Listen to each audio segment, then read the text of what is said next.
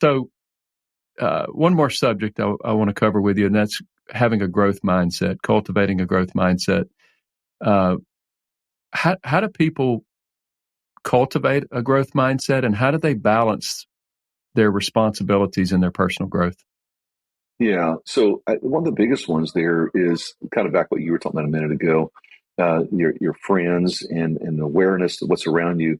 And that is self-awareness. You have to have self-awareness.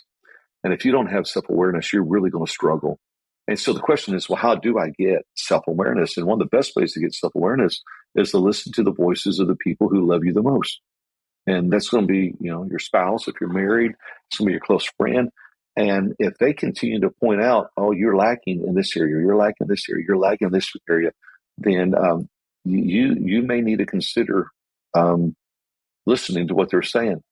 And so when you begin cultivating that, that's a huge. I remember Daryl Johns said many years ago that the little fable with the emperor who wore no clothes.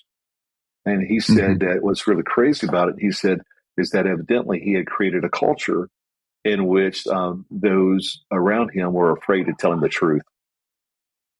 And so if you don't have that kind of environment of people around you to be able to tell you the truth, hey, man, you're missing this, you're missing that, or you need to grow in this area. So I think back to coaching.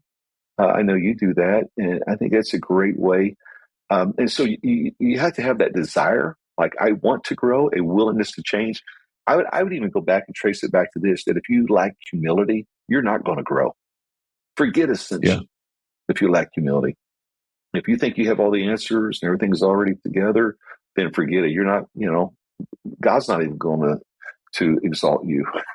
I mean, you got to have humility, And so I think humility and then self-awareness and then very practical, ask the people around you. I remember years ago when I was pastoring in East Tennessee, I went to the closest friends and my wife and my father, and I said, what is the one area that I need to grow in order to be a better leader? And I asked about 6 people, and they all came back with the same exact answer. And so for a year and a half, I sought to grow in that area. And then I did the same thing, and I picked another area in my life, and I said, what is the one area that I need to grow in? I've done that for many years, and it has been a tremendous part of growth. And then there are practical things like reading. It's hard to grow if you don't read.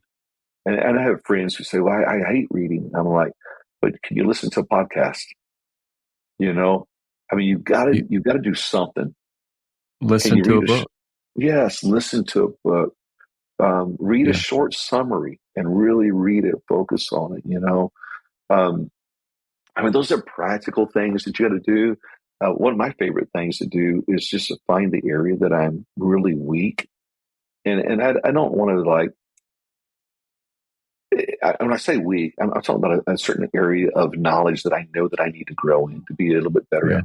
And I will go at it and try to be a little bit better and put people around me like rhythm, like I was talking about that. It was a desire to grow.